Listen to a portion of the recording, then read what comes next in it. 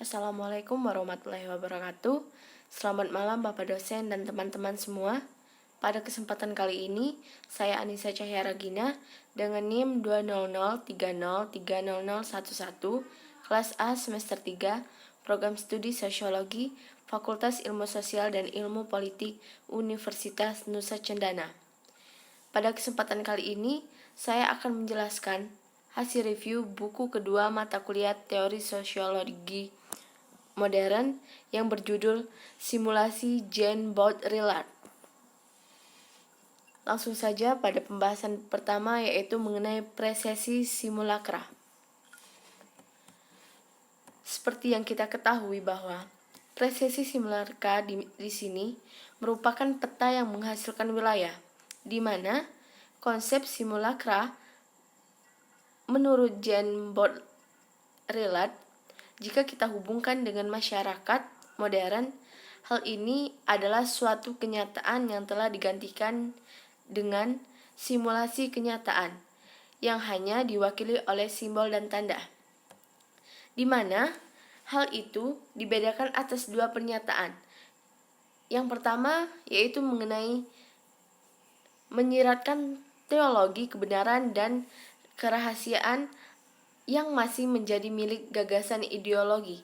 Sedangkan yang kedua yaitu meresmikan zaman simulakra dan stimulasi, yang dimana simulakra ini jika dipahami kembali merupakan bentuk instrumen yang dikatakan mampu merubah hal-hal yang bersifat abstrak menjadi konkret, dan begitu pula sebaliknya. Selanjutnya mengenai Ramses atau kebangkitan berwarna merah. Nah, maksudnya di sini yaitu kebangkitan berwarna merah di sini merupakan awal mula terjadinya alegori simulasi terbaik, yang mana hal ini diambil dari kisah Borges, di mana dia merupakan seorang kartografer kekaisaran yang membuat sebuah peta yang sangat detail sehingga akhirnya menutupi dengan tepat berbagai wilayah, di mana simulasi pertamanya dimulai dari prinsip kesetaraan, dari negasi radikal dari tanda sebagai nilai. Selanjutnya mengenai hiperreal dan imajiner.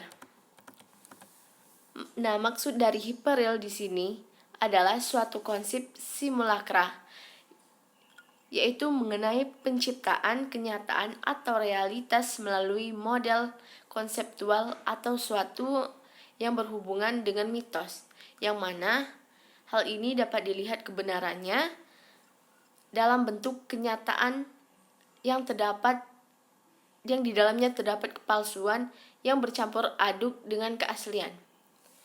Nah, dikatakan di sini bahwa hiperreal ini menciptakan suatu kondisi di mana di dalamnya itu terdapat konsep model atau ideal seperti yang akan menyebabkan batas garis antara simulakra dan kenyataan yang akan atau realitas yang mencampur aduk sehingga menjadi sebuah hiperrealitas, di mana kenyataan tersebut menjadi tersamarkan atau tidak jelas. Selanjutnya mengenai mantra politik. Mantra politik di sini mencantumkan Disneyland sebagai model sempurna untuk teori-teori simulakranya, dikarenakan Disneyland telah menutupi ideologikal, yang mana hal ini berfungsi sebagai cover dari simulasi, karena menurutnya bahwa setiap orang yang dewasa pasti memiliki keinginan yang tak terelakkan untuk kembali menjadi kanak-kanak. Karena itulah ia menciptakan sebuah Disneyland di mana tempat itu menawarkan segala ilusi dan fantasi. Selanjutnya mengenai strategi nyata. Jika kita lihat bersama, Di sini strategi nyata merupakan urutan yang sama dengan ketidakmungkinan untuk menemukan kembali suatu tingkat absolut dari yang nyata. Maka simulakra bukanlah prakara imitasi atau duplikasi atau bahkan parodi, melainkan simulakra merupakan suatu perkara pergantian tanda nyata untuk yang nyata. Hal itu menjadikan strategi dari simulakra tersebut. Selanjutnya, pembahasan yang kedua yaitu mengenai perintah simulakra. Bisa kita simpulkan di sini bahwa simulasi di sini terbagi menjadi 3 jenis, yang mana yang pertama itu simulasi yang terkait dengan pemalsuan, seperti dominan pada zaman klasik Renaissance. Sedangkan yang kedua, simulasi yang terkait dengan produksi dalam zaman industri. Sedangkan yang ketiga, simulasi pada masa kini yang banyak didominasi oleh kode. Di sini bisa kita lihat bahwa pada objek yang dipalsukan tampak ada perbedaan antara objek nyata dan alaminya, di mana di sini terlihat bahwa perkembangan simulasi atau disebut dengan simulacra ini tidak hanya berdampak pada perkembangan teknologi saja, tapi juga mempengaruhi tatanan masyarakat pada saat ini, di mana hal itu berpengaruh pada pendidikan, sosial politik, agama, ekonomi, dan bahkan komunikasi. Selanjutnya mengenai pemalsuan, yang mana pemalsuan di sini dimulai pada masa Renaissance sampai awal revolusi industri.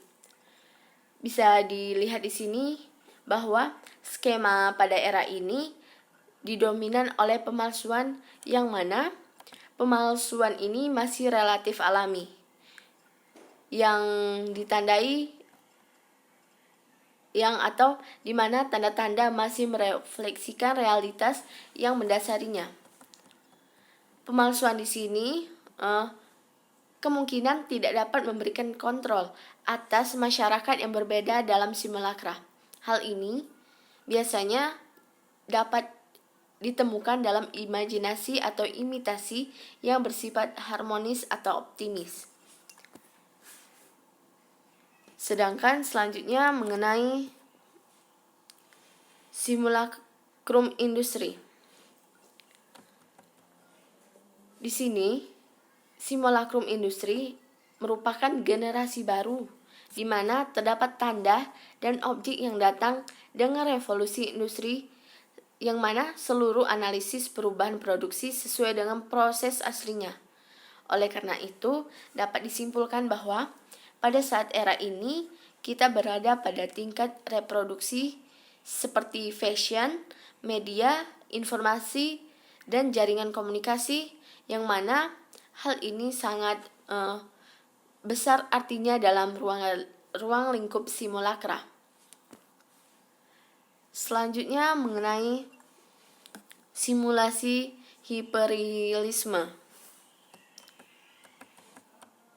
Simulasi hiperrealisme di sini dapat dikatakan bahwa simulasi ini terdapat konsep simulakra, yang mana hal ini menciptakan kenyataan atau realitas melalui model konseptual kebenarannya dalam bentuk kenyataan atau realitas. Nah, konsep model ideal ini menyebabkan batas garis antara simulakra dan kenyataan atau realitas yang menjadi campur aduk, sehingga menjadikan sebuah hiperrealitas ini nyata dan tidak nyata menjadi tersamarkan. Mungkin itu saja yang dapat saya sampaikan. Lebih dan kurang mohon maaf. Terima kasih. Wassalamualaikum warahmatullahi wabarakatuh.